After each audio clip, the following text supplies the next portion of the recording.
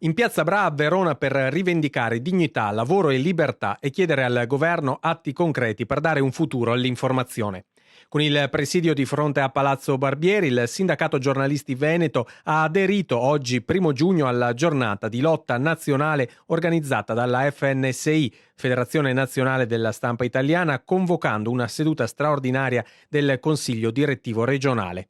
Ad accogliere i giornalisti, guidati dalla segretaria SGV Monica Andolfatto e dal presidente della FNSI Giuseppe Giulietti, sono stati il sindaco Federico Sborina e il presidente della provincia Manuel Scalzotto. Anche il Veneto partecipa alla mobilitazione nazionale che è in atto oggi in tutte le regioni d'Italia. Vogliamo portare la voce dei giornalisti veneti, la voce dei giornalisti italiani all'istituzione. In questo caso ringrazio il Comune di Verona e anche la Prefettura, perché poi saremo anche ricevuti dal Prefetto, perché vogliamo chiedere al Governo impegni concreti per il rilancio del settore. Un settore che è devastato dal precariato, dall'emorragia occupazionale, perché abbiamo perso oltre il 20% dell'occupazione stabile negli ultimi anni e che ha assolutamente bisogno di un rilancio vero, perché la libera informazione è un patrimonio di tutti.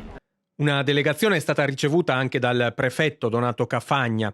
Sentiamo i rappresentanti della FNSI, Giuseppe Giulietti e Alessandra Vaccari. Purtroppo sono 20 anni che governi di diversi colori se ne dimenticano.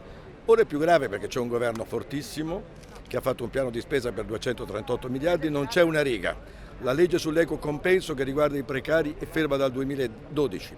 Gli interventi per il precariato sono fermi da 10 anni. Le querele bavaglio che vengono scagliate contro i cronisti anche nel Veneto sono ferme dal 2003. Le prossime nomine RAI saranno fatte col metodo vecchio. Queste sono manifestazioni per dire al Presidente del Consiglio: guarda che di questo passo l'Italia andrà con Polonia e Ungheria nelle graduatorie internazionali.